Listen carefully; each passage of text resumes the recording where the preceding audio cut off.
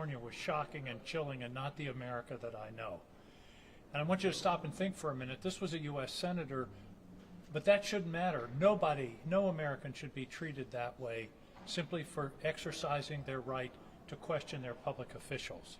I know Alex Padilla. He's a gentle, non-violent, non-aggressive kind of guy, and to see what we all saw was truly shocking. And on the way up today, as I was coming into Portland, I thought about, what if this were me and what if this were Portland?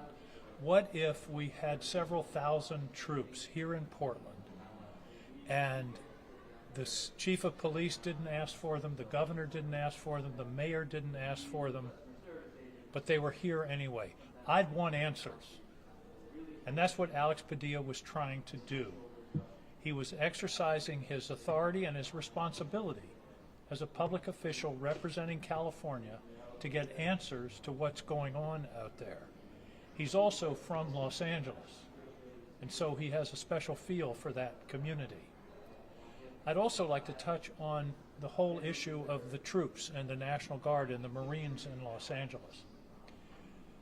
This country has a long-term basic principle that we don't involve the armed services in law enforcement. That goes back to the very founding of the country. And it's something that's been a principle for as long as anyone can remember. Therefore, when troops are deployed, when the National Guard is federalized in the country, it's, number one, very unusual, and number two, it's almost invariably at the request of the local authorities, the mayor, and the governor.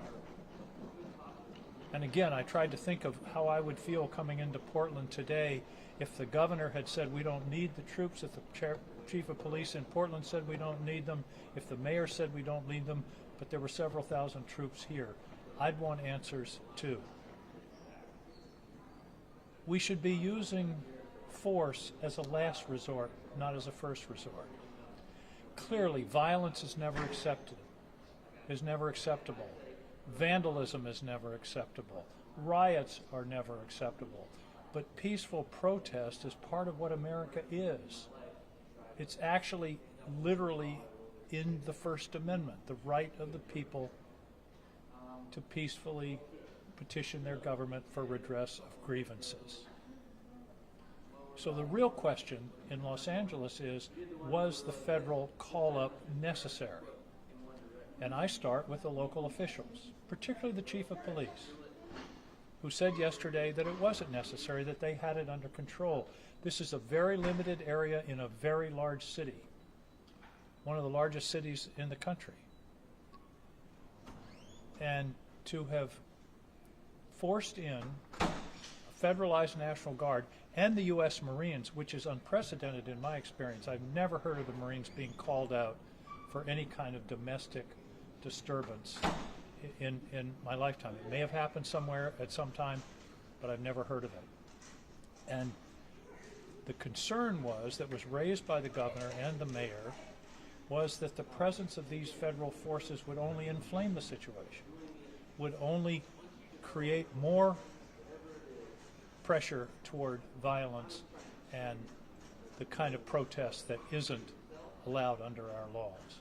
So I think, again, we need to think about the picture of this gentle man pushed down onto the floor, handcuffed, not that he was a U.S. Senator, but that he was a citizen of the United States.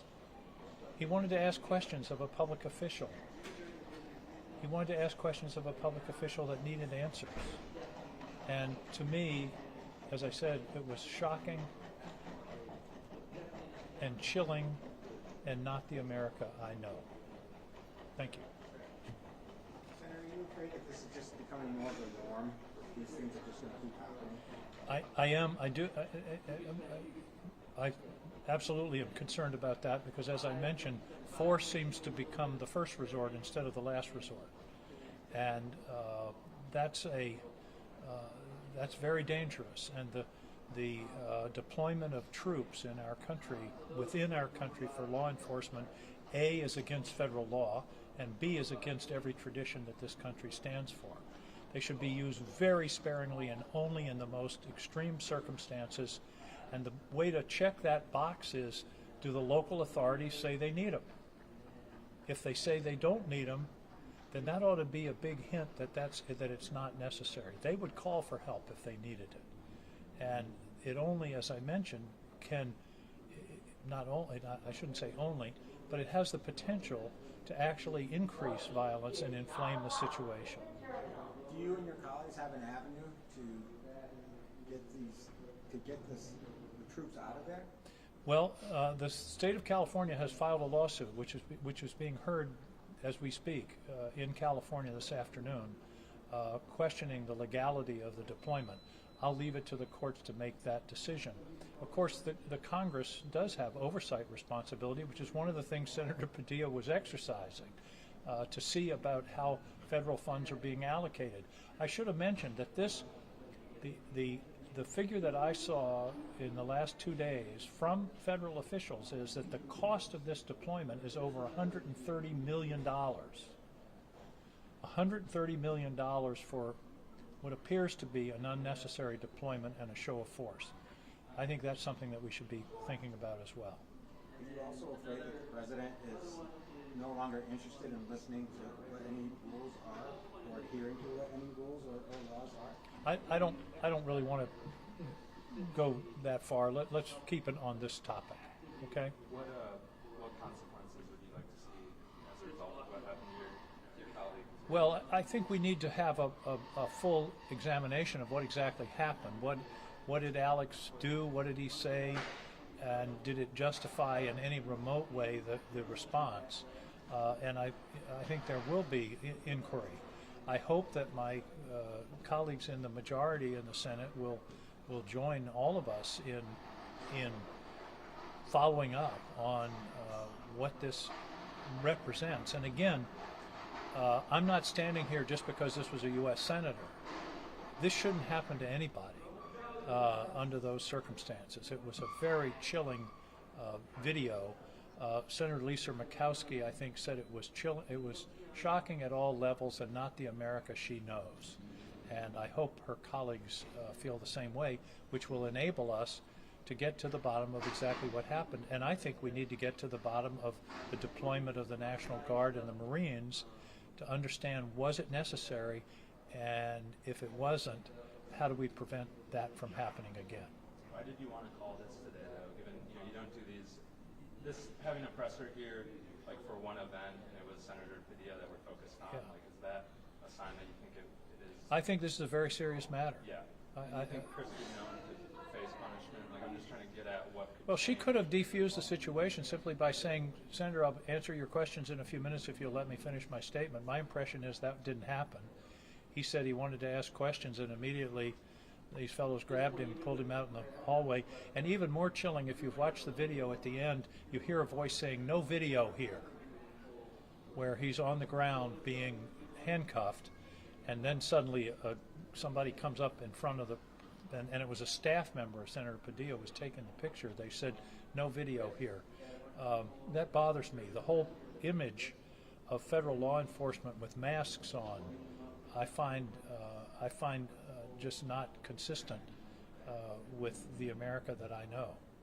Senator, as you mentioned, it's early times knowing exactly what happened with Senator Padilla. But what would you say to your Republican colleagues who are already saying that he should have been more polite, or that this isn't the appropriate way to exercise his oversight? The First Amendment doesn't say free polite speech.